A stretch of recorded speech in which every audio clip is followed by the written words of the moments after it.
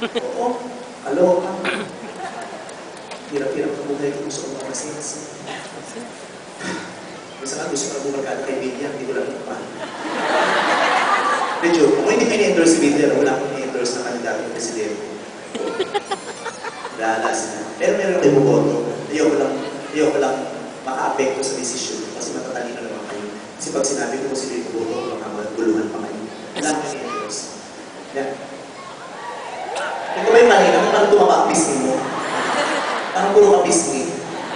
Nagpabunod ka, nagpapagay ang pisngi. Hi, thanks so much for this. Wait! Ano ba? Sorry. Kasi, ingin kasi. Pawis ka.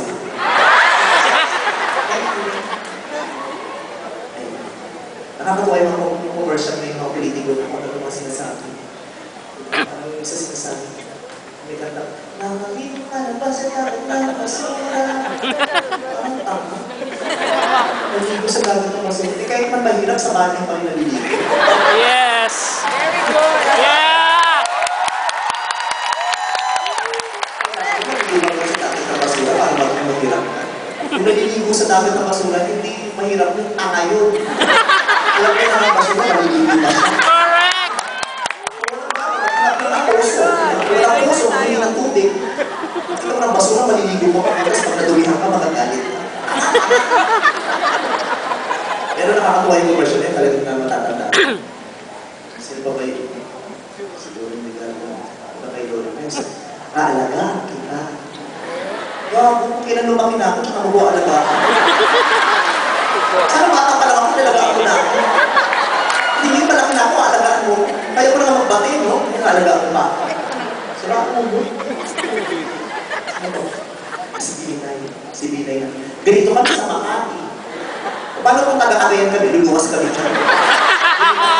Yes!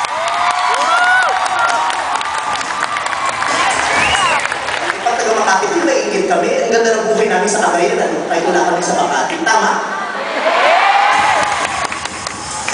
Pero namang sila, si Enrique pala yun.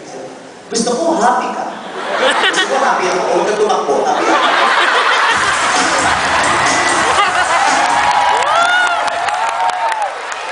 Sana tinanong kami kung ano makapagpahappy sa akin. Bago na nag-desisyon, di ba? Katulad niya eh, usap loob kayo pumunta rito kasi gusto niyo maging happy. Di ba? Yun naman ang gusto kong gawin. Gusto kong maging happy kayo. Wala na akong pwedeng i-alay sa inyo kung di yung bawat tawa at ngiti na iuwi nyo mamaya. Di ba? Gusto ko lahat tayo maligaya. Yan lang ang dream natin. Hindi natin kailangan maging mayaman na mayaman. Gusto lang natin matulog ng maayos, matulog ng masaya, at gumising ng maligaya. Tama? Yung awit ng kaligayahan na ito ay para sa inyo.